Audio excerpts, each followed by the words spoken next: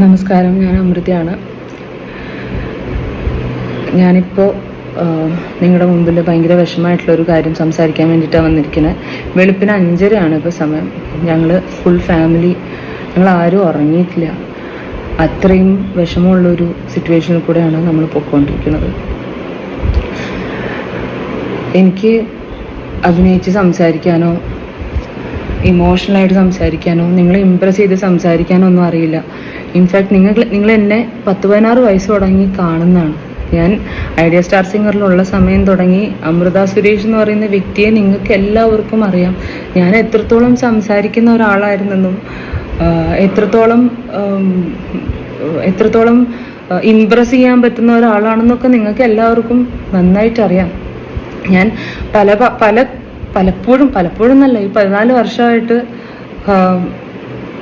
മിണ്ടാണ്ടിരിക്കുകയാണ് ഉണ്ടായിട്ടുള്ളത്. എൻ്റെ സൈലൻസ് എന്നെ ഒരുപാട് വെറുക്കാനുള്ള സിറ്റുവേഷൻ ഉണ്ടാക്കിയിട്ടുണ്ട്. ഞാൻ ഇത്ര നാളും മിണ്ടാണ്ടിരുന്നത് കൊണ്ട് തന്നെ ഞാൻ നിങ്ങൾ ആരെയും കുറ്റപ്പെടുത്തുന്നില്ല കേട്ടോ. കാരണം വെച്ച് കഴിഞ്ഞാൽ നിങ്ങൾക്ക് ആർക്കും ഒരു കാര്യം, ഒരു സത്യാവസ്ഥയും അറിയില്ല. കാരണം ഞാൻ സൈലൻ്റ് ആയിരുന്നു. പക്ഷെ ഇന്ന് ഞാൻ ഒരേ ഒരു പ്രാവശ്യം ഇതിനു മുമ്പ് ഇതേപോലെ ഒരു വീഡിയോ ചെയ്ത് വന്നിട്ടുള്ളൂ. അന്ന് പാപ്പുവിൻ്റെ മേലിൽ ഒരു ഫേക്ക് ന്യൂസ് ബാലചേട്ടനായിട്ട് കൊടുത്തിട്ടുണ്ടായിരുന്നു. കോവിഡ് വന്ന് ഞാൻ കാണിച്ചില്ല എന്നുള്ള ഒരു ഫേക്ക് ന്യൂസ്. പിന്നീട് അത് ചാനലുകാർ തന്നെ വന്ന് പ്രൂവ് ചെയ്തതാണ്. അത് ബാലചേട്ടൻ തന്നെ വിളിച്ച് അവരെ കൊണ്ട് ഇട്ട ഒരു ഫേക്ക് ന്യൂസ് ആണെന്ന് പറഞ്ഞിട്ട്. അപ്പോൾ അന്ന് ഫസ്റ്റ് ടൈം പാപ്പുവിനെ ഡ്രാഗ് ചെയ്തൊരു സിറ്റുവേഷനിലേക്ക് ഇട്ടപ്പോഴാണ് ഞാൻ ആദ്യമായിട്ട് സംസാരിച്ചത്. അതിനുശേഷം ഇന്നാണ് ഞാൻ വീണ്ടും സംസാരിക്കണം. ഞാൻ മിണ്ടാണ്ട് ഇരുന്നപ്പോൾ എന്നെ അത്രത്തോളം നിങ്ങൾ എല്ലാവരും വെറുക്കുന്നുണ്ടെന്ന് എനിക്കറിയാം. ഞാൻ ആ വെറുപ്പിനെ ഒരിക്കലും മാറ്റാൻ ശ്രമിച്ചിട്ടുമില്ല. ആ വെറുപ്പ് മാറ്റി സ്നേഹമാക്കാൻ ശ്രമിച്ചിട്ടും ഇല്ല. അതിൻ്റെ ഒരു റീസൺ എന്ന് പറഞ്ഞു കഴിഞ്ഞാൽ മേ ബി എനിക്ക് അത്രയും ഭംഗിയായിട്ടൊന്നും സംസാരിച്ച് നിങ്ങളെ ഇംപ്രസ് ചെയ്യാനൊന്നും എനിക്കറിയില്ല. അപ്പം ആ ഒരു വെറുപ്പ് ഇപ്പോൾ അത് വന്ന് ഒരു പോയിന്റിലേക്ക് എത്തിയപ്പോൾ ഇതിപ്പോൾ എൻ്റെ പാപ്പുവിലേക്കും കൂടെ വന്നെത്തിയിരിക്കുകയാണ്. അതായത് ഇപ്പോൾ ഞാനും പാപ്പും എന്തെങ്കിലും ഞങ്ങളുടെ ഫാമിലിയിൽ ഇപ്പോൾ ഞാനും അമ്മയും പാപ്പും അബിയും ഉള്ളൊരു ചെറിയ മൈക്രോ ഫാമിലിയാണ് നമ്മൾ. അച്ഛനും പോലും ഇല്ല ഇപ്പോൾ. അപ്പോൾ നമ്മുടെ ഇങ്ങനത്തെ നമ്മുടെ ലൈഫിൽ എന്തെങ്കിലും ഒരു ചെറിയ സന്തോഷം വന്നു കഴിഞ്ഞാൽ അപ്പം പാരലലി അപ്പുറത്തൊരു വീഡിയോ വരും. ഇപ്പോൾ റീസെൻ്റ്ലി പാപ്പുവിൻ്റെ ബർത്ത്ഡേ ആയിരുന്നു 21st. ആ കുഞ്ഞ് അത്രയും ഹാപ്പി ആയിട്ട് നമുക്ക് നമ്മളുടെ പരിമിതിയിൽ വെച്ചിട്ട് നമുക്ക് ചെയ്യാൻ പറ്റുന്ന അത്രയും ഹാപ്പിനെസ് ആണ് പാപ്പു നമ്മൾ കൊടുത്തുകൊണ്ടിരിക്കുന്നത്. ഒരു ഇച്ചിരി സന്തോഷിച്ച് കഴിയുമ്പോൾ പിറ്റേ ദിവസം കാണുന്നത് ഇന്റർവ്യൂ ആണ്. അങ്ങനെ ചെയ്തു, ഇങ്ങനെ ചെയ്തു, പാപ്പു അങ്ങനെ പറഞ്ഞു, പാപ്പു ഇങ്ങനെ പറഞ്ഞു എന്നൊക്കെ പറഞ്ഞിട്ട്. അപ്പോൾ പലപ്പോഴും പാപ്പു എന്നോടത്ത് പറയാറുണ്ട്, മമ്മി എന്താ മിണ്ടാണ്ടിരിക്കണേന്ന്. അപ്പോ മമ്മിക്ക് മിണ്ടാൻ അറിയില്ലെങ്കിൽ ഞാൻ പറയാം മമ്മി എന്ന് പറയുന്നത്. കാരണം പാപ്പു ഇപ്പൊ പഴയ ഏജ് അല്ല, നിങ്ങൾക്കറിയാം, 12 വയസ്സായി. അപ്പോ അങ്ങനെ കഴിഞ്ഞ ദിവസം പാപ്പു എൻ്റെ അടുത്ത് പറഞ്ഞാണ്, മമ്മി ഈ ബർത്ത്ഡേന്റെ വീഡിയോ വന്ന സമയത്ത് mummy I want to do a video mummy. ഞാൻ എന്താണെന്നൊന്നും പറയില്ല, പക്ഷെ എനിക്കൊരു വീഡിയോ ചെയ്യണം. എൻ്റെ പാപ്പു ആൻഡ് ഗ്രാൻഡ്മ കാണുന്ന അങ്കിൾമാരും ആൻറ്റിമാരും ഒക്കെ അത് ഞാൻ പറഞ്ഞാൽ വിശ്വസിക്കും mummy, I will do it എന്ന് പറഞ്ഞിട്ടാണ് ആ പാപ്പു ആ വീഡിയോ എടുക്കണതും ആ വീഡിയോ അപ്ലോഡ് ചെയ്യണതും. അപ്പോൾ കുറച്ച് കഴിഞ്ഞ് എനിക്കറിയില്ല, I was so unaware about അതിനകത്ത് എന്ത് കണ്ടന്റാണ് മോള് ഇടണേന്നുള്ളത്. അവള് എൻ്റെ അടുത്ത് പറഞ്ഞു കഴിഞ്ഞാൽ ഞാനത് അവള് സ്റ്റോപ്പ് ചെയ്യുന്നുള്ളത് കൊണ്ട് തന്നെ പാപ്പു എൻ്റെ അടുത്ത് പറയാണ്ട് ചെയ്തൊരു കാര്യം. കാരണം അത്രയും അവള് കണ്ട് വിഷമിച്ച് നമ്മളൊക്കെ ഓരോ ദിവസവും ഈ 12 വർഷവും ഗോത്രൂ ചെയ്ത കാര്യങ്ങളാ, കുഞ്ഞിക്കുട്ടി കാണുന്ന കാര്യങ്ങളാ. അപ്പോൾ അത്രയും വിഷമിച്ചാണ് അവൾ ആ ഒരു വീഡിയോ ഇനിയെങ്കിലും എൻ്റെ മമ്മി തെറ്റുകാരിയല്ല എന്ന് വിചാരിച്ചോട്ടെ എന്ന് വിചാരിച്ച് അവളുടെ ഒരു കുഞ്ഞു ഭാഷയിൽ സംസാരിച്ച് അവൾക്ക് പറ്റുന്ന ഭാഷയിൽ അവളുടെ ഒരു മെച്യൂരിറ്റിയിൽ അവൾ സംസാരിച്ച കാര്യങ്ങളാണ്. അത് കഴിഞ്ഞൊരു 1/2 മണിക്കൂർ കഴിഞ്ഞപ്പോഴേക്കും വീണ്ടും പാപ്പുവിനെ കൂടുതൽ സൈബർ ബുള്ളിങ്ങിലേക്ക് ഇട്ടുകൊടുക്കുന്ന രീതിയിലൊരു ഒരു ഇമോഷണൽ വീഡിയോ, അടുത്ത് ഇമോഷണൽ വീഡിയോ വന്നു. അത് വന്നതിന് ശേഷം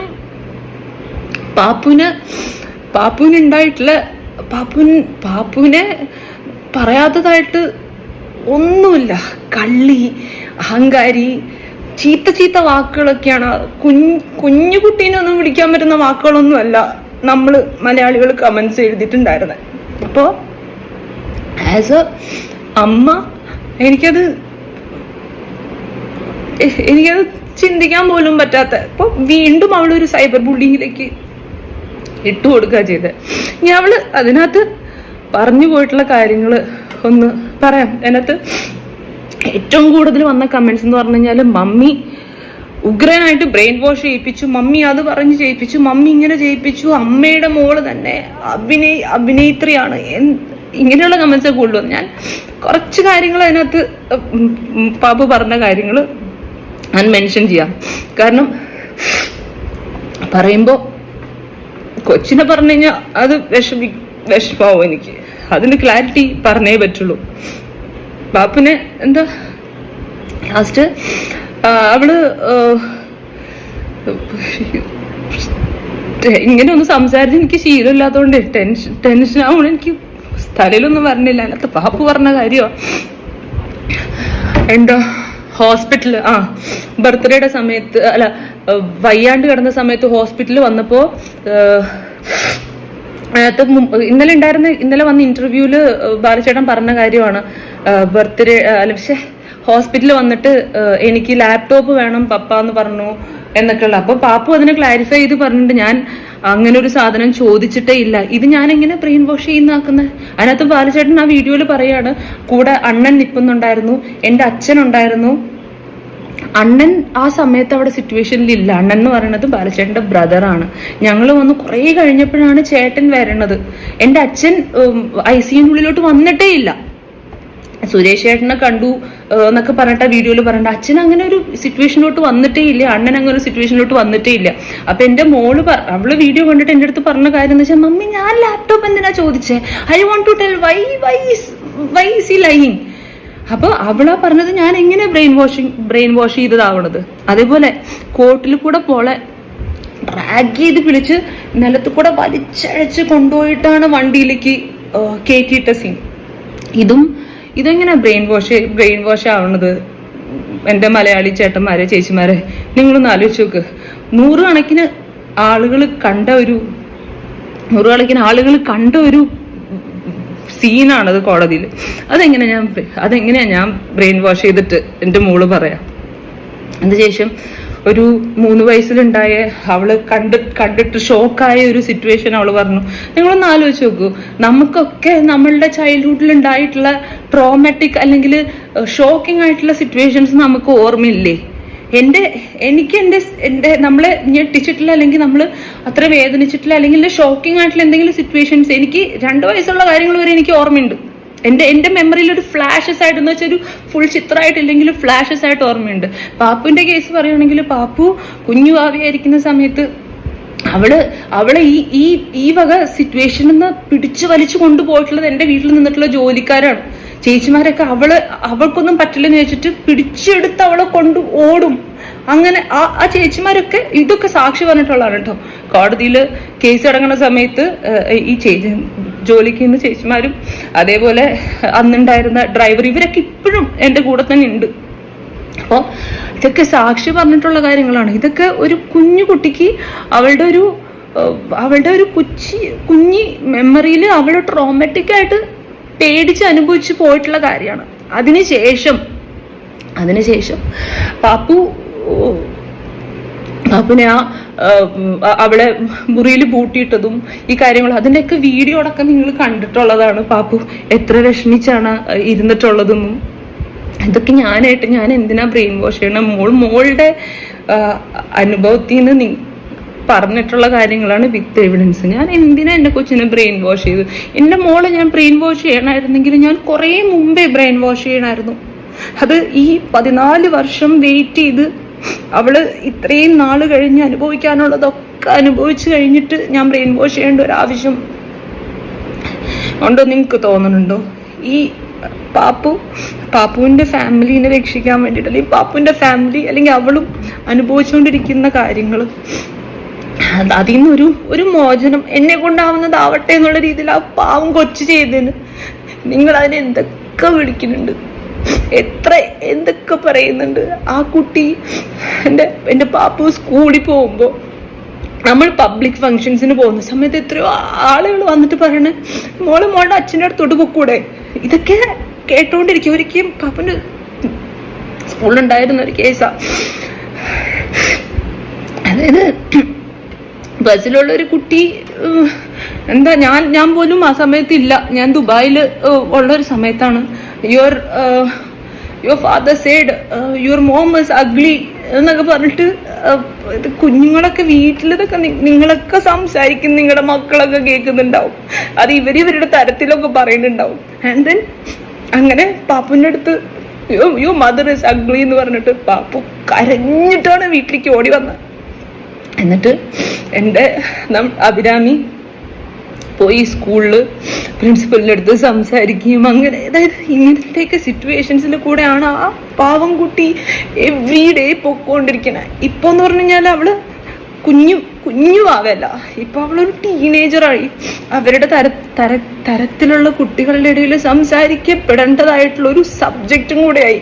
അവൾ പല കാര്യത്തിനും ഉത്തരം പറയേണ്ട ഒരു അവസ്ഥയായി. മിണ്ടാണ്ടിരിക്കുമ്പോൾ വീണ്ടും കുറ്റങ്ങൾ വന്നുകൊണ്ടിരിക്കുക. വേറെ കമന്റ്സ് ഞാൻ വായിച്ചു, ഇതൊക്കെ നിങ്ങളുടെ പേഴ്സണൽ കാര്യം എന്തിനാണ് ഇവിടെ വന്ന് പറയണമെന്നുള്ള. ഈ ഞങ്ങളായിട്ട് പറഞ്ഞതല്ല, ഞങ്ങൾ ഇതുവരെ പറഞ്ഞിട്ടില്ല. പബ്ലിക്കലി ഇല്ലാത്ത കാര്യം ഇത്രയും വർഷങ്ങളായിട്ട് പറഞ്ഞപ്പോൾ ഒരു പ്രാവശ്യം ആ കൊച്ചൊന്ന് റിയാക്ട് ചെയ്തു. അതേ ഇവിടെ ഉണ്ടായിട്ടില്ല. അല്ലാണ്ട് ആ കുട്ടി എന്ത് ചെയ്തെന്നാണ് നിങ്ങൾ പറഞ്ഞത്?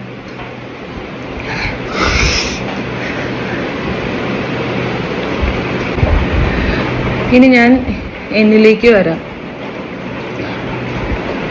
ഞാൻ എന്ത് തെറ്റാണ് എൻ്റെ ലൈഫിൽ ചെയ്തതായിട്ട് നിങ്ങൾ പറയണേ? ഓരോ കമൻറ്റിലും അമൃത ചീത്തയാണ്, അമൃത ഇങ്ങനെയാണ്, അമൃത അങ്ങനെയാണെന്നൊക്കെ നിങ്ങൾ പറയുന്നുണ്ട്. ഞാൻ എൻ്റെ സോഫാറുള്ള എൻ്റെ ഐഡിയ സ്റ്റാർ സിംഗർ തുടങ്ങിയുള്ള ലൈഫ് എടുത്തോ, ഞാൻ എന്ത് തെറ്റാണ് ഞാൻ ചെയ്തിട്ടുള്ളത്? ഒരു 18 വയസ്സിൽ ഭയങ്കരമായിട്ട് ഒരാളെ ആദ്യമായിട്ട് ഞാൻ സ്നേഹിച്ച് അയാളെ തന്നെ കല്യാണം കഴിക്കണമെന്ന് ആഗ്രഹിച്ചു. അയാളെ ഞാൻ കല്യാണം കഴിച്ചു. അന്ന് എന്നെ പ്രൊപ്പോസ് ചെയ്ത് എന്നെ ഇങ്ങോട്ട് പ്രൊപ്പോസ് ചെയ്ത കാര്യം പോലും പറയാൻ ബാലചേട്ടനൊന്നും മടിയായിരുന്നു. അതൊന്നും എനിക്ക് വിഷയമല്ല.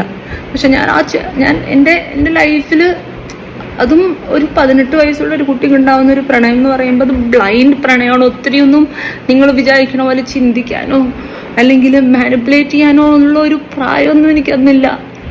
അത് കഴിഞ്ഞ് ഞാൻ അവിടെ നിന്നപ്പോൾ അനുഭവിച്ചിട്ടുള്ള കാര്യങ്ങൾ, പല ദിവസവും ചോര തുപ്പി ഓരോ മൂലയ്ക്കലും കിടന്നപ്പോൾ എനിക്ക് എൻ്റെ വീട്ടിൽ പോലും പറയാൻ പറ്റില്ലായിരുന്നു. കാരണം അച്ഛനും അമ്മയും അത്രയും എതിർത്തൊരു മാരേജ് ആയിരുന്നു. ആൻഡ് ഈ കല്യാണത്തിൻ്റെ കാര്യം പറയുമ്പോൾ ഒരുപാട് കാര്യങ്ങൾ ഞാനും എൻ്റെ ഫാമിലിയും ചീറ്റ് ചെയ്യപ്പെട്ടിട്ടാണ് ഇങ്ങനെ ഒരു വെഡിങ്ങിലോട്ട് വന്നത്. ഞങ്ങളുടെ എൻഗേജ്മെന്റിനൊക്കെ ശേഷമാണ് നമ്മൾ അറിയുന്നത് ബാലചേട്ടൻ എന്നെ കല്യാണം കഴിക്കുന്നതിന് മുമ്പ് വേറൊരു ചന്ദന സദാശിവ റെഡ്ഡിയാർ എന്ന് പറഞ്ഞിട്ടുള്ള ഒരു ചേച്ചിയെ കല്യാണം കഴിച്ചിട്ടുണ്ടായിരുന്നെന്നും അത് ഡിവോഴ്സ് ആയതാണെന്നുള്ളത് മ്യൂസിക് ഡയറക്ടർ രാജാമണി സാർ അച്ഛൻ്റെ ഫ്രണ്ടായിരുന്നു. അപ്പോൾ രാജാമണി അങ്കിളാണ് അച്ഛനെ വിളിച്ച് പറയണത്. പക്ഷെ ആ സമയം ആയപ്പോഴത്തേക്കും ഒക്കെ ഒരുപാട് എൻഗേജ്മെന്റ് കഴിഞ്ഞ് വലിയൊരു വാർത്തയായിട്ടുണ്ടായിരുന്നു. അപ്പോഴും അച്ഛനമ്മേൻ്റെ അടുത്ത് പറഞ്ഞതാണ്, വേണ്ട മോളെ, ഇത് വേണ്ട, ഇത് ശരി, അത്രയും ഒരു പറഞ്ഞു. പക്ഷെ അതെൻ്റെ ഇഷ്ടവും എനിക്ക് അത്ര ഇഷ്ടമായിരുന്നു ബാലചേട്ടനെ, അത്രയും സ്നേഹിച്ചിട്ടുണ്ടായിരുന്നുള്ളൂ. അപ്പോൾ അത്രയും നിർബന്ധിച്ച് ഞാനായിട്ട് അച്ഛനെയും അമ്മയും കൺവിൻസ് ചെയ്തെടുത്ത ഒരു ഡിസിഷനായിരുന്നു ഈ വെഡിങ് എന്ന് പറഞ്ഞു കഴിഞ്ഞാൽ. From day 1 till the day ഞാൻ ആ വീട്ടിൽ നിന്ന് വന്ന ദിവസം വരെ പല ദിവസങ്ങളും ഞാൻ ചോര തുപ്പി ഓരോ മൂലയ്ക്ക് കിടന്നപ്പോഴും എന്നെ എടുത്ത് എനിക്കിതൊന്നും വീട്ടിൽ പറയാൻ പറ്റില്ലായിരുന്നു. അഗെയിൻ ഇത് എൻ്റെ ഒരു ഡിസിഷൻ ആയതുകൊണ്ട് ഞാൻ നിർബന്ധിച്ച് എടുത്തൊരു ഡിസിഷൻ ആയതുകൊണ്ട് എൻ്റെ അച്ഛയമ്മയും അഭിരാമിയും അത്ര വേദനിക്കുന്നുള്ളതുകൊണ്ട് ഞാനിതൊന്നും ആരോടും പറഞ്ഞില്ല. ഇതൊന്നും ഞാൻ പറയുന്നത് അന്ന് എന്നെ ഇതൊക്കെ കണ്ട് സാക്ഷിയായിട്ടുണ്ടായിരുന്ന എൻ്റെ ജോലിക്കാരി ചേച്ചിമാരും ഒക്കെ ഇതൊക്കെ കോടതിയിൽ കേസ് പറഞ്ഞതൊക്കെയാണ്. അതിനുശേഷം ഞാൻ ഒരു പോയിന്റ് എത്തി. ഇനി ഞാൻ അവിടെ തുടർന്നു കഴിഞ്ഞ് കഴിഞ്ഞാല് ഞാൻ മാത്രല്ല ഈ ചോറ് തുപ്പി കിടക്കുന്ന ഒരു അവസ്ഥയിൽ ഞാൻ മാത്രമല്ല, എൻ്റെ കുഞ്ഞും പെടുന്നുള്ള കുഞ്ഞും അതിൻ്റെ ഒരു ഭാഗമാവുന്ന ഒരു പോയിന്റിൽ വന്നപ്പോഴാണ് ഞാൻ ആ വീട് വിട്ട് കിട്ടിയ സാധനമൊക്കെ എടുത്ത് ഇറങ്ങി ഓടണത്. അല്ലാണ്ട് നിങ്ങൾ പറയണ പോലെ കോടികൾ എടുത്തിട്ടൊന്നും ഇറങ്ങി ഓടിയതല്ല. ആ ഒരു ഇൻസിഡന്റ് ആണ് പാപ്പു പറയണത്. കുപ്പി എറിഞ്ഞ് മമ്മി തടഞ്ഞില്ലായിരുന്നെങ്കിൽ അതാ കുഞ്ഞു വയസ്സിൽ അവൾക്കുണ്ടായിരുന്ന അവൾ കിട്ടിയൊരു ഷോക്കാണത്. ഞാൻ അവളെ ഇങ്ങനെ പിടിച്ചുകൊണ്ടിരുന്ന സമയത്താണ് ഈ കുപ്പി വരണതും അവള് ഞെട്ടണതും ഞാൻ അവളെ പിടിച്ചിങ്ങനെ മാറ്റണതും ആ കുപ്പി പുറകിലും മതിലിൽ പോയിട്ട് പൊട്ടിത്തെറിച്ചു പോയ ഒരു സിറ്റുവേഷനാണ് അത്. പാപ്പുന് ഇപ്പോഴും അതൊരു ഓർമ്മയാണ്. ആ ഒരു സിറ്റുവേഷനാണ് പാപ്പു ആ വീഡിയോയില് പറയണേ. അപ്പോ ഇങ്ങനെയുള്ളൊരു ലൈഫിൽ നിന്ന് കിട്ടിയ സാധനങ്ങളൊക്കെ എടുത്ത് പറക്കി ഞാൻ അവിടെ നിന്ന് ഓടി രക്ഷപ്പെടുകയാണ് ചെയ്തത്. ഇൻഫാക്ട് എൻ്റെ സ്വർണം, എൻ്റെ വണ്ടി ഒന്നും ഞാൻ അവിടെ നിന്ന് എടുത്തിട്ടില്ല. ഈ പറയുന്നുണ്ട് പിന്നെ പറഞ്ഞിട്ടുണ്ടായിരുന്ന കാര്യങ്ങളായിരുന്നു. സ്വർണം സ്ത്രീധനം കൊടുത്തിട്ടില്ല, സ്വർണം മൊത്തം പാലച്ചേട്ടൻ ഇടിപ്പിച്ച്. ഇതിനൊക്കെ എന്താ തെളിവുള്ളത്? എൻ്റെ ഞങ്ങളമക്കരയിൽ ഉണ്ടായിരുന്ന ഒരു വീട്, ആ വീട് വിറ്റിട്ടാണ് അച്ഛനും അമ്മയും ആ ഫുൾ സ്വർണവും വാങ്ങിച്ചതും. ജോസ്കോന്നാ നമ്മൾ ഫുൾ സ്വർണം പർച്ചേസ് ചെയ്തിട്ടുണ്ടായിരുന്നേ. ഞാൻ പ്രസന്റ് ചെയ്യാം അതിന്റെ ഇൻവോയ്സ്. ആ സ്വർണ്ണമൊക്കെ പോയി. ആ സ്വർണം ഒന്നും വേണ്ട. അതായത് മോൾ ഇത്രയും ടോർച്ചർ, ഈ ഡിവോഴ്സ് ഫേസിൽ കൂടെ ഇത്രയും ടോർച്ചർ കൂടെ പോയപ്പോൾ എനിക്കൊന്നും വേണ്ട. എല്ലാവരെയും പോലെ ഞാനും കോമ്പൻസേഷൻ ചോദിക്കുമല്ലോ. എന്റെയും ലൈഫ് പോയതാണ്, എൻ്റെ മോളുടെയും ലൈഫ് പോയതാണ്. എൻ്റെ പഠിത്തം പോലും ഞാൻ വേണ്ടാന്ന് വെച്ചിട്ടാണ് ഞാൻ ഈ റിലേഷൻഷിപ്പിലേക്ക് വന്നത്. അപ്പോൾ എല്ലാ ഡിവോഴ്സും നടക്കണ പോലെ തന്നെ ഞാനും എനിക്കും എൻ്റെ പാപ്പന് വേണ്ടിയിട്ടുള്ള കോമ്പൻസേഷൻ ചോദിച്ചിട്ടില്ല എന്ന് ഞാൻ പറയണില്ല. പക്ഷെ ഇവളെ ആ കോടതിയിൽ നിന്ന് വലിച്ചടിച്ചു കൊണ്ടുപോയ സീനും അതിനുശേഷം മോള് അനുഭവിച്ചിട്ടുള്ള ട്രോമ, അവള് പുറത്തു പോകാൻ പേടിയായിരുന്നു. എന്നെ ഡാഡി ഒന്ന് പിടിച്ചുകൊണ്ട് പോകുമെന്ന് പറഞ്ഞിട്ട് അവള് സ്കൂളിൽ പോലും പോകില്ലായിരുന്നു. എന്നെ വീട്ടിൽ നിന്ന് പുറത്തിറങ്ങാൻ അവള് സമ്മതിക്കില്ലായിരുന്നു. എന്നെയും അഭിരാമിനെയും അമ്മേനെയും അച്ഛനെയും കെട്ടിപ്പിടിച്ചിട്ട് ഇവളെ എപ്പോഴും നിൽക്കുള്ളായിരുന്നു. അപ്പൊ ഇങ്ങനെ ട്രോമാറ്റിക് ആയിട്ടുള്ള ആ കുഞ്ഞു ഭാവയ്ക്ക് എടുക്കാൻ പറ്റുന്നതിന് കൂടുതൽ അനുഭവിച്ചു തുടങ്ങിയപ്പോഴാണ് ഞാൻ കേസിൽ നിന്ന് പിന്മാറുന്നത്. അപ്പോഴാണ് ഞാൻ പറയുന്നത് എനിക്ക് കോമ്പൻസേഷനും വേണ്ട, ഒന്നും വേണ്ട. എൻ്റെ പാപ്പുവിനെ ഉപദ്രവിക്കാണ്ടിരുന്നാൽ മതി, പാപ്പുവിനെ ടോർച്ചർ ചെയ്യാണ്ടിരുന്നാൽ മതി. അപ്പൊ പൈസ വേണ്ടെങ്കിൽ നീ കൊച്ചിനെ വേണ്ട എന്നൊരു ക്ലോസിലാണ് നമ്മൾ ആ ഡിവോഴ്സ് സെറ്റിൽ ചെയ്യണത്. അതിനകത്ത് ആ ഡിവോഴ്സിന്റെ പേപ്പറിൽ, ലോയേഴ്സ് കാണിച്ച പേപ്പറിൽ വളരെ വ്യക്തമായിട്ട് എഴുതിയിട്ടുണ്ട്, കല്യാണത്തിന് പോലും ആസ് എ ഫാദർ ഒരു പൈസ പോലും തരില്ല. അപ്പോൾ അന്ന് തുടങ്ങി പാപ്പുവിൻ്റെ എല്ലാ എക്സ്പെൻസസും ഞാൻ ഒറ്റയ്ക്കാണ് ചെയ്തുകൊണ്ടിരിക്കുന്നത്. ഇപ്പോൾ അച്ഛനും കൂടെ ഇല്ല ഞങ്ങൾക്ക്. അപ്പോൾ വീട്ടിലത്തെ സിറ്റുവേഷൻ എന്ന് പറഞ്ഞു കഴിഞ്ഞാൽ ഒരു 60 വയസ്സായിട്ടുള്ളൊരു അമ്മ, പിന്നെ ഒരു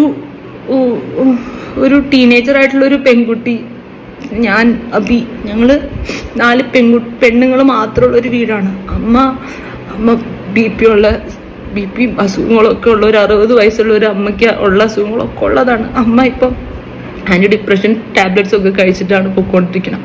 അത്രയും മെന്റൽ ടോർച്ചർ കൂടെയാണ്. എൻ്റെ അച്ഛൻ മരിച്ചതിന് ശേഷം ഞങ്ങൾ എങ്ങനെയൊക്കെയോ മുമ്പോട്ട് തള്ളി ഇങ്ങനെ നീക്കിക്കൊണ്ടിരിക്കുകയാണ്. അപ്പോൾ ഇതെല്ലാം ഒരു വീട് റൺ ചെയ്തുകൊണ്ട് പോകുമ്പോൾ ഉണ്ടാവുന്ന ഫിനാൻഷ്യൽ സ്ട്രെസ്സസ്,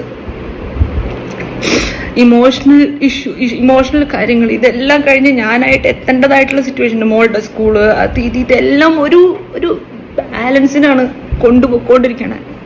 ഇങ്ങനെ ഒരു സിറ്റുവേഷൻ ഉണ്ടായപ്പോൾ പോലും നിങ്ങളാരും എൻ്റെ കൂടെ നിന്നിട്ടില്ല, അല്ലെങ്കിൽ ഞങ്ങളുടെ കൂടെ നിന്നിട്ടില്ല എന്നുള്ളൊരു ഭയങ്കര സങ്കടം എനിക്ക് നിങ്ങളെല്ലാവരോടും ഉണ്ട്. ഒരാളെവിടെ കള്ളു കുടിച്ച് ലിവർ പോയി ഹോസ്പിറ്റലിലായപ്പോ നിങ്ങള് മലയാളികളെല്ലാവരും ഇവിടെ പ്രാർത്ഥിച്ചു. എന്റെ കേസില് ആടിയും തൊഴിയും കൊണ്ട് എൻ്റെ ഫുൾ മേത്തുണ്ടായിട്ടുള്ള ബ്രൂസസും പാടുകളും ഒക്കെ ഞാൻ ഇപ്പോഴും ട്രീറ്റ് ചെയ്തുകൊണ്ടിരിക്കുകയാണ്. ഡോക്ടർ അഞ്ജനയുടെ അടുത്ത് ലേസർ ട്രീറ്റ്മെൻറ്റ് ചെയ്തുകൊണ്ടിരിക്കുകയായിരുന്നു എൻ്റെ മേത്തുള്ള പാടുകളും സാധനങ്ങളും മാറ്റാനായിട്ട്. അതേപോലെ എൻ്റെ ബ്ലീഡിങ് ആയിട്ട് ഞാൻ വിജയലക്ഷ്മി ഹോസ്പിറ്റലിലാണ്. ഇതൊക്കെ നിങ്ങൾക്ക് ചെന്ന് ചോദിക്കാം. ഹോസ്പിറ്റലിൽ പ്രൂഫുള്ള നിങ്ങൾക്ക് പോയി ചോദിക്കാം. ഞാൻ സർജറി ചെയ്തതാണ്, എന്നും ബ്ലീഡിങ് ആയിട്ട്. ഇപ്പോൾ ഞാൻ ആസ്ട്ര മെഡിസിറ്റിയിൽ എൻ്റെ ചെസ്റ്റ് പെയിനിന് ഞാൻ ട്രീറ്റ്മെൻറ്റ് എടുത്തുകൊണ്ടിരിക്കുകയാണ്. അപ്പോൾ ഒരു സൈഡിൽ ഒരാൾ കള്ളു കുടിച്ച് ലിവർ പോയത് നിങ്ങൾ നാട് മൊത്തം പ്രാർത്ഥിച്ചു. ഞാൻ അതൊന്നും എക്സ്പെക്ട് ചെയ്യുന്നില്ല. ഞാൻ എങ്ങനെയെങ്കിലും ജീവിച്ച് പൊക്കോട്ടെ. ഇത്രയും കാര്യങ്ങൾ നോക്കാനും ഒരു ബാക്കപ്പ് ഒന്നും ഇല്ല ഞങ്ങൾക്ക്. നിങ്ങൾ പറയുന്ന രീതിയിലുള്ള കോടികളൊന്നും തട്ടിയെടുക്കുകയോ അല്ലെങ്കിൽ ബാങ്കിൽ ഒരുപാട് ബാലൻസ് ഉണ്ടാവുകയോ അങ്ങനെയുള്ള ഒരു സിറ്റുവേഷൻ ഒന്നും ഇല്ല ഞങ്ങൾക്ക്. ഞങ്ങൾ ഈ പറഞ്ഞ പോലെ അങ്ങനെ കോടികളൊക്കെ ഉണ്ടെങ്കിൽ സ്വന്തമായിട്ടൊരു വീട് വയ്ക്കാൻ ഇപ്പോഴും ഞാൻ ഈ കിടന്ന് നെട്ടോട്ടം ഓടുന്ന ഒരു അവസ്ഥ നമുക്ക് ഉണ്ടാവില്ല. ഞാനും നിങ്ങളെ പോലെ തന്നെ ഓരോരുത്തരെ പോലെ തന്നെ കഷ്ടപ്പെട്ട് ഇങ്ങനെ ഓരോ അറ്റവും കൂട്ടിമുട്ടിച്ചുകൊണ്ടിരിക്കുന്ന ഒരു അവസ്ഥയിൽ തന്നെയാണുള്ളത്. പിന്നെ എൻ്റെ ലുക്ക്, ആറ്റിറ്റ്യൂഡ്, ഇതൊക്കെ എല്ലാവരും പറയുന്ന കാര്യം. ഒരു പോയിന്റ് കഴിയുമ്പോൾ ഉണ്ടല്ലോ നമ്മളിങ്ങനെ ഓരോന്ന് കേട്ട് വരുമ്പോൾ ഈ ആറ്റിറ്റ്യൂഡ് ഒരു പ്രൊട്ടക്ഷനാണ്. ലൈക്ക് ആരെങ്കിലും വരുമ്പോൾ പേടിയാണ്, ഇയാൾ എന്താ എന്നെ കുറിച്ച് വിചാരിച്ചു വെച്ചിരിക്കണേ. ഫുൾ ഫാമിലിക്കുള്ള ഒരു ഭയമാണ്. പുറത്തു പോയി കഴിഞ്ഞാൽ ഇവരൊക്കെ എങ്ങനെയാ കാണുന്നത്. അപ്പം നാച്ചുറലി നമ്മളെല്ലാവരും ഒരു ജാടയിടാന്ന് പറയില്ലേ, നിങ്ങളുടെയൊക്കെ ഭാഷയിൽ പറയില്ലേ, അവള് ജാടത്തണ്ടിയാന്ന് പറയില്ലേ, ഒരു അഹങ്കാരിയാന്ന് പറയില്ലേ. ഈ അഹങ്കാരമൊക്കെ ഞങ്ങൾക്ക് പലപ്പോഴും ആവശ്യമാണ്. ആ അഹങ്കാരമൊക്കെ ഉള്ളതും ആ അഹങ്കാരം കാണിക്കുന്നതുകൊണ്ടാണ്. പക്ഷെ ഞങ്ങൾക്ക് ഇപ്പോഴും ഇങ്ങനെ വീഴാണ്ട് നിൽക്കണം. പക്ഷെ എൻ്റെ ഉള്ളിലൊന്നും ഞങ്ങൾക്കൊന്നുമില്ല. നിങ്ങളൊക്കെ വിചാരിക്കുന്ന പോലെ അത്ര സ്ട്രോങ് ഒന്നും അല്ല. ഞങ്ങൾ ഇന്നും രാത്രി കെട്ടിപ്പിടിച്ചിട്ട് ഇന്നിപ്പോ വെളുപ്പിന് ഞങ്ങളിവിടെ കരഞ്ഞുകൊണ്ടിരിക്കുകയാണ്. ഇതിനെല്ലാവരും ഇത്രയും കാര്യങ്ങൾ ഇതെന്റെ ലൈഫിലുള്ള ഓരോ ഇൻസിഡൻസും നിങ്ങൾക്കറിയാവുന്ന. ഞാൻ ഇതുവരെയുള്ള എല്ലാ കാര്യങ്ങളും പറഞ്ഞു. ഞാൻ ഇനി ഇതിനെല്ലാം പറഞ്ഞുകൊണ്ട് എന്നെ ഒരു എന്താ പറയാ, എന്നെ ഒരു മെസ്സേജസിലൊക്കെ വരുന്നതെന്ന് പറഞ്ഞാൽ ഒരു വൃത്തികെട്ട അമ്മ. അതിന്റെ ഒരു ഭാഷ പറയാൻ ഞാൻ എന്നെ കുറിച്ച് തന്നെ പറയാൻ പാടില്ലാത്ത കാര്യങ്ങൾ. അത്രയും വൃത്തികെട്ട രീതിയിലാണ് എന്നെ പറയണത്. ഒൺലി ബിക്കോസ് ഞാനൊരു റിലേഷൻഷിപ്പ് അതിനുശേഷം 14 വർഷത്തിന് ശേഷമാണ് നിങ്ങൾ ആലോചിക്കണം. 14 ഇയേഴ്സിന് ശേഷം വീണ്ടും ഞാനൊരു റിലേഷൻഷിപ്പിലേക്ക് വന്നു. അത് നിങ്ങളുടെ അടുത്തെല്ലാം ഞാനത് അറിയിച്ചു, അത്രയും എക്സ്പോസ് ചെയ്തു. കാരണം അത്രയും I felt loud for a time. അപ്പോൾ മാത്രമല്ല ഞങ്ങളുടെ ഇടയിൽ സംഗീതം എന്ന് പറഞ്ഞുള്ളൊരു സംഭവം ഉണ്ടായിരുന്നു. അപ്പം ഒരുപാട് കണക്ഷൻസ് ഫീൽ ചെയ്തിരുന്ന ഒരു സ്ഥലമാണ് അത്. ഏതൊരു പെൺകുട്ടിയും ആഗ്രഹിക്കുന്നതെന്ന് പറഞ്ഞു കഴിഞ്ഞാൽ ഇത്രയും ട്രോമാറ്റിക് ആയിട്ടുള്ള അല്ലെങ്കിൽ ഇത്രയും വിഷമിച്ച ഒരു റിലേഷൻഷിപ്പിന് ശേഷം ജീവിതത്തിൽ ഒരു കാര്യം ചെയ്യുമ്പോൾ, ഒരു റിലേഷൻഷിപ്പ് എടുക്കുമ്പോൾ അത് കൊളായി പോവല്ലേ എന്ന് പ്രാർത്ഥിച്ചിട്ടല്ലേ എല്ലാവരും ഒരു റിലേഷൻഷിപ്പിലോട്ട് കയറുള്ളൂ. അതുപോലെ തന്നെയായിരുന്നു ഞാനും. അത് ഒന്നും പറ്റില്ലേ, ഇത് നന്നായി വരണേ. ഞാൻ ആരെയും അവിടെ അപ്പുറത്തും വിവാഹം നടന്നിട്ടുണ്ടായിരുന്നു. ഞാൻ ഒരിക്കലും ഒരു മീഡിയയിൽ വന്നിട്ട് നിങ്ങൾ കണ്ടിട്ടുണ്ടോ ഞാൻ കുറ്റം പറയുന്നതോ അല്ലെങ്കിൽ കളിയാക്കുന്നതോ പാട്ട് പാടുന്നതോ ഒരു ഇന്റർവ്യൂവിൽ എവിടെയെങ്കിലും ഞാൻ പരാമർശിച്ചിട്ടുണ്ടോ ഇങ്ങനെ ഒരു വ്യക്തിയെ പറ്റി? അവർ രണ്ടാം വിവാഹം അല്ല, അത് ആക്ച്വലി മൂന്നാം വിവാഹമായിരുന്നു. ഇതൊന്നും ഞാൻ ഇതുവരെ ഈ നിമിഷം വരെ ഞാൻ പറഞ്ഞിട്ടില്ല. അപ്പോൾ ഇത്രയും നാളതൊക്കെ മറച്ചു വെക്കുന്നു. പക്ഷെ പകരം എനിക്കുണ്ടായിക്കൊണ്ടിരുന്നത് ഞാനൊരു ഡിസിഷൻ എടുത്തു. ആ ഡിസിഷൻ നന്നായി പോണേ എന്ന് ആഗ്രഹിച്ച് നമ്മൾ മുമ്പോട്ട് പോയി. ഒരു പോയിന്റ് എത്തിക്കഴിഞ്ഞപ്പോൾ അത് മുമ്പോട്ട് പോകാൻ പറ്റില്ല. അത് നമ്മളുടെ ഇടയിലുള്ള ഒരു പേഴ്സണലി നമ്മൾക്ക് മനസ്സിലായി ഇനി മുമ്പോട്ട് പോകാൻ പറ്റില്ല. അതുകൊണ്ട് തന്നെ നമ്മളത് സ്നേഹത്തോടെ മ്യൂച്വൽ റെസ്പെക്റ്റോട് കൂടെ രണ്ടുപേരും സെപ്പറേറ്റ് ആയ ഒരു സിറ്റുവേഷനാണ് അവിടെ ഉണ്ടായിട്ടുള്ളത്. ഈ ഒരു ഹോൾ ഇൻസിഡന്റിൽ നിങ്ങൾ എല്ലാവരും പറഞ്ഞൊരു കാര്യമാണ്, ഞാൻ മകളെ വിട്ടിട്ട് പോയി, അവളെ ഉപേക്ഷിച്ചു, ഇപ്പം അമ്മ അയാളുടെ കൂടെ അല്ലേ. നിങ്ങൾ എന്തേ പറയണേ? നിങ്ങളൊന്ന് ആലോചിച്ചിട്ടുണ്ടോ? അപ്പം നിങ്ങളെല്ലാവരും ആഗ്രഹിക്കണം എന്ന് പറഞ്ഞു കഴിഞ്ഞാല് ഞാൻ 14 വർഷത്തിന് ശേഷമാണെങ്കിലും ഒരു ലൈഫ് എനിക്ക് ഉണ്ടാവാൻ പാടില്ല എന്നാണോ? അതും ആ ഒരു ലൈഫ് ഒരുപാട് ആഗ്രഹിച്ചു തന്നെയായിരുന്നു ഞാനും ആ ഒരു റിലേഷൻഷിപ്പിലേക്ക് വന്നത്. പക്ഷെ അത് വർക്കായില്ലാത്തൊരു സിറ്റുവേഷൻ ആയപ്പോൾ അത് വേണ്ട, സ്നേഹത്തോട് തന്നെ ഒരു പിരിഞ്ഞൊരവസ്ഥയുണ്ടായി. അതിനെ ചൊല്ലി എനിക്ക് എന്തൊക്കെ കേട്ടു. ഇപ്പോഴും ഒരു പാട്ടിട്ടാൽ പോലും അതിൻ്റെ അടിയിൽ വരുന്ന കമന്റ്സ് എന്ന് പറഞ്ഞു കഴിഞ്ഞാൽ ഗോപിയണ്ണൻ എവിടെ? ഗോപിയണ്ണൻ ഇട്ടിട്ട് പോയോ? ഗോപിയണ്ണൻ്റെ അടുത്ത് എൻ്റെ പാപ്പു ഇട്ട വീഡിയോനടിയിൽ വരെ എൻ്റെ ഗോപി അങ്കൂട്ടനുണ്ടായിരുന്നില്ലേ? ഇങ്ങനെയൊക്കെ പറഞ്ഞിട്ട് എത്രത്തോളം ആ കുഞ്ഞിനെ വേദനിപ്പിക്കുന്നുണ്ട് നിങ്ങൾക്കറിയോ? ഇപ്പോൾ ഈ ഒരു ഹോൾ ഇൻസിഡന്റില് എൻ്റെ ഈ രണ്ടാമത്തെ ഈ റിലേഷൻഷിപ്പിന്റെ പേര് പറഞ്ഞിട്ടാണ് ഇപ്പൊ നിങ്ങൾ എന്നെ ഒരു വൃത്തികെട്ട സ്ത്രീയാക്കി പറയണത്. ഞാൻ എന്ത് തെറ്റാണ് ഇതിനകത്ത് ചെയ്തത്? ഞാൻ എൻ്റെ മകളെ ഉപേക്ഷിച്ചോ? ഞാൻ എൻ്റെ ഉത്തരവാദിത്തങ്ങളിൽ നിന്ന് മാറിയോ? ഞാൻ ഇതെല്ലാനും എനിക്കും ഒരു സന്തോഷം വേണം, എനിക്കും ഒരു പേഴ്സണൽ ലൈഫ് വേണം എന്ന് ആഗ്രഹിച്ച് ഞാൻ എടുത്ത ഒരു ഡിസിഷൻ അല്ലേ? അവിടെയും അതേ ഡിസിഷൻ അല്ലേ എടുത്തത്? അപ്പോൾ ഞാൻ എൻ്റെ ഈ ഒരു റിലേഷൻഷിപ്പ് സംഭവത്തിനൊരു വിള്ളൽ വന്ന സമയത്ത് എന്നെ കളിയാക്കിച്ചിരിക്കുന്ന ആളുകൾ, ഇപ്പോഴും കളിയാക്കിക്കൊണ്ടിരിക്കുന്ന ആളുകൾ അപ്പുറത്തെ സൈഡിൽ നിന്ന് എന്നെ കളിയാക്കി അപ്പോഴേ പറഞ്ഞില്ലേ പോവണ്ട പറഞ്ഞിട്ട് പാട്ടുകൾ പാടുന്നു, പബ്ലിക്കലി ഒന്ന് കളിയാക്കുന്നു. അപ്പോൾ നിങ്ങൾ ആലോചിക്കുന്നുണ്ടോ ഇതൊക്കെ എത്രത്തോളം വേദനിക്കുണ്ടാവും എനിക്കിന്ന്? ലൈക്ക് ഞാനൊരു സാധാരണ ഒരു മനുഷ്യനല്ലേ, അല്ലാണ്ട് ഞാൻ വേറെ എവിടെ നിന്നോ വന്നൊരു ജീവിയൊന്നല്ലല്ലോ. ഒരു സാധാരണ ഒരു പെണ്ണല്ലേ, ഒരു 10-34 വയസ്സായിട്ടുള്ള ഒരു സാധാരണ ഒരു പെണ്ണ് തന്നെയാണ്. ചിലപ്പോ ഭാഗ്യവശാലോ നിർഭാഗ്യവശാലോ മീഡിയയുടെ മുമ്പിൽ ലൈഫ് എക്സ്പോസ്ഡ് ആയി പോയി എന്നുള്ളൊരു തെറ്റ് മാത്രമേ, തെറ്റോ ശരിയോ എനിക്കറിയില്ല, അത് മാത്രമേ എനിക്കുണ്ടായിട്ടുള്ളൂ. പക്ഷെ ഇമോഷൻസ് നിങ്ങൾക്കുള്ളതുപോലെ തന്നെയാണ് എനിക്കും ഉള്ളത്. നിങ്ങൾക്കുള്ള വേദനകൾ തന്നെയാണ് എനിക്കും എൻ്റെ കുടുംബത്തിനും ഉള്ളത്. ഇപ്പോൾ ഞാൻ നിങ്ങളുടെ മുമ്പിൽ വന്ന് ഈ ഒരു വീഡിയോ ചെയ്തത് ഒരു വിക്ടിം കാർഡ് കളിക്കാൻ വേണ്ടി വന്നതല്ല, നിസ്സഹായ അവസ്ഥ കൊണ്ട് വന്നതാണ്. ഒരു പ്രസ്സിനെ വിളിച്ചുകൂട്ടി സംസാരിക്കാനോ അല്ലെങ്കിൽ ഒരു PR ടീമിനെ വെച്ച് എനിക്ക് വേണ്ടി കമൻ്റ് ഇടിപ്പിക്കാനോ അല്ലെങ്കിൽ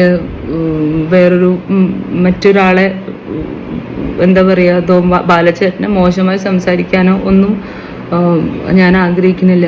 ഇപ്പോഴും എൻ്റെ പാപ്പുവിൻ്റെ അച്ഛൻ എന്നുള്ള രീതിയിൽ ഞാൻ ഇന്നുവരെ ഞാൻ ബാലചേട്ടന് റെസ്പെക്റ്റേ കൊടുത്തിട്ടുള്ളൂ. ഇതുവരെ അദ്ദേഹത്തിന് മോശമായിട്ട് ഞാൻ ഒന്നും പറഞ്ഞിട്ടില്ല. ഞാൻ അനുഭവിച്ച കാര്യങ്ങളും ഞാൻ ഒന്നും പറഞ്ഞിട്ടില്ല. എവിടേക്കോ ആദ്യമായിട്ട് ഞാൻ സ്നേഹിച്ചു പോയ ഒരാളെന്നുള്ളൊരു ഒരു വേദന ഉണ്ടല്ലോ, ഈശ്വര ഇതിങ്ങനെ ആയിപ്പോയല്ലോ എന്നുള്ളൊരു വേദനയും കൂടെ ഉണ്ടാവുമല്ലോ. അതുകൊണ്ട് ഒരിക്കലും ബാലചേട്ടനെ വേദനിപ്പിക്കാനോ അല്ലെങ്കിൽ ഉപദ്രവിക്കാനോ ഒരു ഇൻ്റർവ്യൂ കൊടുക്കുകയോ ഒരു കുറ്റം പറയുകയോ ഒന്നും ചെയ്തിട്ടില്ല. പക്ഷെ ഇനിയെങ്കിലും എൻ്റെ സിറ്റുവേഷൻ നിങ്ങൾ മനസ്സിലാക്കണം. ആരെങ്കിലുമൊക്കെ എനിക്ക് വേണ്ടി സംസാരിക്കണ്ടേ? ഞങ്ങൾ ആകെ ഒരു 4 പെണ്ണുങ്ങൾ മാത്രം ജീവിച്ചു പോകുന്നൊരു ഫാമിലിയാണ്. കല കൊണ്ട് മാത്രം ജീവിച്ചു പോകുന്നൊരു ഫാമിലിയാണ് ഞങ്ങൾ. ആകെപ്പാടിനുള്ളൊരു സോഴ്സ് ഓഫ് ഇൻകം എന്ന് പറഞ്ഞു കഴിഞ്ഞാൽ ഞാൻ ചെയ്യുന്ന മ്യൂസിക് ഷോസും പിന്നെ നമ്മൾ ചെയ്യുന്ന വ്ളോഗ്സും ഒക്കെയാണ്. ഇപ്പോൾ 2 വർഷമായിട്ട് നിങ്ങൾക്ക് കണ്ടാൽ അറിയാം, അമൃതംഗമയ എന്ന് പറഞ്ഞൊരു യൂട്യൂബ് ചാനലുണ്ടല്ലോ, നമ്മുടെ ഈ ചാനലിൽ പോലും ഒരു വ്ളോഗ് ഞാൻ ചെയ്യുന്നില്ല. കാരണം പേടിച്ചിട്ടാ. എന്തെങ്കിലും കമൻ്റ് ഇട്ട് നമ്മൾ എന്തെങ്കിലും ചെയ്ത് കഴിഞ്ഞാൽ, എന്തെങ്കിലും പുറത്ത് പോയി ഒരു നല്ലൊരു ഹോട്ടലിൽ പോയി ഭക്ഷണം കഴിച്ചാൽ വരെ എൻ്റെ ഇടയിൽ വരുന്ന കമൻറ്റ്, നീ അവൻ്റെ പൈസ എടുത്തിട്ടല്ലേ ചെയ്യുന്നതെന്നുള്ള, ഇതൊക്കെ കേട്ട് ഞാനായിട്ട് ഇനി എന്തിനാ തളർന്നു പോയി നമ്മളെല്ലാവരും, പറ്റാണ്ടായി തുടങ്ങി. അതുകൊണ്ട് തന്നെ ഒരു ജീവിതത്തിൻ്റെ ഒരു സോഴ്സ് ഓഫ് ഇൻകം വരെ മാറ്റി വയ്ക്കേണ്ട ഒരു അവസ്ഥയിലാണ് ഞങ്ങൾ വന്നിരിക്കുന്നത്. ഇനിയെങ്കിലും നിങ്ങൾ ഒരു പ്രാവശ്യം ഞാൻ പറയുന്നത് കേട്ടിട്ടില്ല എന്നുണ്ടെങ്കിൽ അത് ചിലപ്പോൾ ഞങ്ങൾ 4 സ്ത്രീകളോട് ചെയ്യുന്ന ഒരു വലിയ ദ്രോഹമായിരിക്കും, എനിക്ക് വലിയ തെറ്റായിരിക്കും. കാരണം ഞങ്ങൾക്ക് സംസാരിക്കാൻ ഞങ്ങൾ മാത്രമേ ഉള്ളൂ. ഇനി ഇതിനൊരു എക്സ്പ്ലനേഷനോ അല്ലെങ്കിൽ ഒരു ക്ലാരിഫിക്കേഷനോ ഒന്നും കൊണ്ട് വരാനായിട്ട് ഞാൻ ആഗ്രഹിക്കുന്നില്ല. ഇനി ഇതിൻ്റെ പേരിൽ ആരും ഉപദ്രവിക്കരുത്, പ്രത്യേകിച്ചും പാപ്പുവിനെ. ആൻഡ് ഒരു റിക്വസ്റ്റും കൂടെ ഉണ്ട്. പാപ്പുമോള് പോസ്റ്റ് ചെയ്ത വീഡിയോ ഒരുപാട് മീഡിയ പേജസ് എടുത്ത് ഷെയർ ചെയ്തിട്ടുണ്ട്. അപ്പോൾ അതിൻ്റെ അടിയിൽ വന്നിരിക്കുന്ന കമൻസ് എന്ന് പറഞ്ഞു കഴിഞ്ഞാൽ നിങ്ങൾക്കറിയാം, അത്രയും ബ്രൂട്ടലായിട്ടുള്ള കമൻസാണ്. പറ്റുമെങ്കിൽ ആ കമൻസ് ഒന്ന് ഓഫ് ചെയ്ത് വയ്ക്കുക. ആ കുഞ്ഞിതൊക്കെ ഇരുന്ന് വായിക്കും.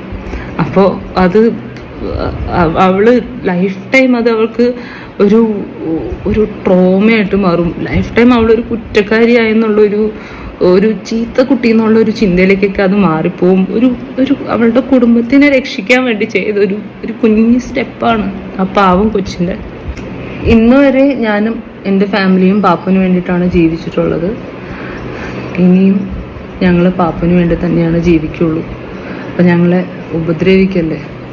ഇത്രയും നാൾ നിങ്ങൾക്ക് അറിയില്ലായിരുന്നു എന്തായിരുന്നു സിറ്റുവേഷൻ എന്നോ ഞങ്ങളുടെ ലൈഫിൽ നടന്നിട്ടുള്ള കാര്യങ്ങൾ എന്തായിരുന്നു എന്നോ അറിഞ്ഞിട്ടില്ല. ഇന്ന് ഞാൻ നിങ്ങളുടെ അടുത്ത് എല്ലാം വ്യക്തമായിട്ട് പറഞ്ഞു. ഇനിയും പറയാൻ ഒരുപാട് കാര്യങ്ങളുണ്ട്. കാരണം ഞാനിനി എന്തെങ്കിലും പറഞ്ഞു കഴിഞ്ഞാൽ അത് നിങ്ങൾക്ക് പോലും ഹൃദയമുള്ള ഒരാൾക്ക് കേൾക്കാൻ പറ്റാത്ത ഒരുപാട് കാര്യങ്ങൾ വന്നു പോകും അതിനകത്ത്.